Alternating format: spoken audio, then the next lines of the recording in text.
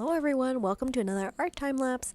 And for today, I'm continuing with my last of the balloon animal series that I've been working on over the last few weeks. I've did one in a blue color, and then I did another one in a red highlight color, and now I'm working on, I think probably a more turquoise green shade. I'm starting off with marking down where I want the shape of the balloon animal to be, and adding really light colors. From my previous experience painting the other two balloon animals, I learned that it's a lot easier to paint from lighter to dark than it is to dark to light, because what happened is when you go from dark to light, sometimes when you add on light colors afterwards, it's just the colors are just not as vibrant.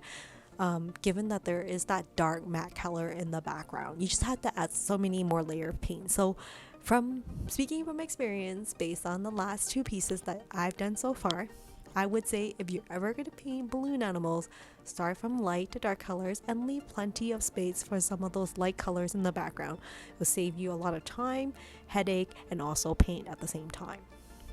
Anyways, I'm planning on doing this one for the last out of the series of 3. I really love turquoise color, so I thought I should do something like that. Again, for this one to create kind of like a continuation of the collection and series, I will be doing a tiny little girl character with a stuffed animal sitting on the back of this balloon animal. In case you guys are interested, I am using acrylic gouache by Holbein and also from Turner in this acrylic gouache series that I'm working on. And for those who are interested, I am using a paintbrush that I picked up at my local art store at Opus Art Supplies. I am not sponsored by any of these companies, but I thought I'll mention it just out of interest if anybody's asking. With that said, you can see I'm speeding things up, adding in the darker areas. You can see I actually mix in a little bit of red into the painting for some of those darker areas. I'm also painting a lot faster in this painting, not just because it's art time lapse and I'm speeding things up. I'm actually painting a lot faster because of the previous experience I've had painting the other two balloon animals, which I've been doing for the last week. It's been a real joy doing it because it's a little different from what I've been doing for my other art pieces. So I really like to kind of stretch out beyond my means and like try to work on like reflection and like translucency and learn how to paint it. For this particular balloon animal, I feel like it's less balloon and more like shiny, metallic. Feels like a more solid balloon animal, if you know what I mean. It feels like a shiny metal statue. Not sure if that's the feel I'm trying to go for, but I am liking how it's coming out. I feel like it jumps out of the page and totally pops out, which is my full intention. I'm really excited about that. So you can see, feel like there is a lot of liberty I could take with a balloon animal like this, given that like a small mistake might not be as noticeable in this case because of the various colors and reflections and just how the style, the painting of this piece. So definitely less intimidating and more relaxing for me to paint. Here I'm just adding some of the darker colors. You can totally tell the shine, at least for this balloon animal's butt and also body and leg. But it really makes a big difference to have these sharp contrasts in colors, some dark and shades right beside the light white highlighter shades. And these are things I just need to learn to continue to do for a lot of my pieces, to have very distinct highs and lows for both contrast and color. It's easy to overpaint something like this and add too many details or like not to leave enough space. So this, I don't know if this is an issue for everybody, but definitely for me, sometimes I have too much time, and I don't know if it's too much time, but I just like overpaint what is there. So speeding it up again, you can see that I also added in some different types of blues on top of the turquoise for this piece.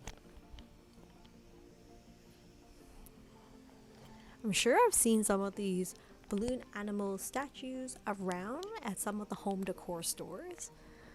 But for me, like my home, I try to keep it more minimalistic in terms of like decorations personal because I don't love dusting things around the house or make it easier for space.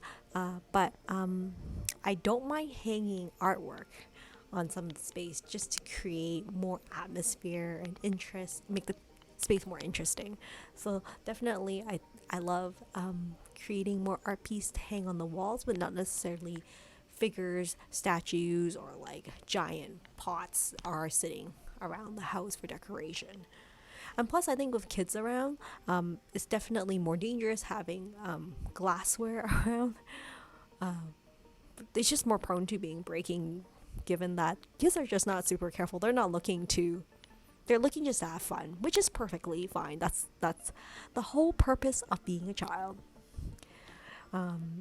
This piece is meant to be very whimsical, and it's really inspired by my kids and how like they see the joy in everything, and I love how they can find joy in everything they do. And it's just one of those things that when I see the shine in their eye, I have to remember and remind myself, like, I need to keep that shine alive. I need to keep that happy spirit alive so that they will continue to be happy and creative and see joy in everything, and not necessarily just look for perfection, or like, but I'll also allow those feelings to happen, not necessarily just looking for happiness. Anyways, I wander.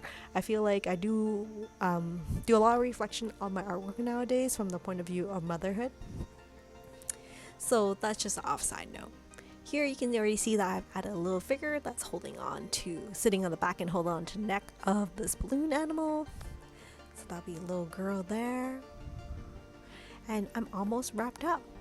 Well, I hope you enjoyed this last art time lapse of the balloon animal series that I've been working on. And I would love to know in comments below if you like which of the three do you like? Do you like the blue one, the red one, or the turquoise one? If I was to make a print of one, should I do all three, or should maybe just do a pair?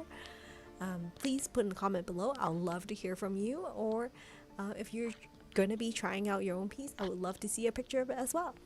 Well, that's it for now. I hope you have a wonderful day. Stay safe and stay creative, everybody. Bye for now.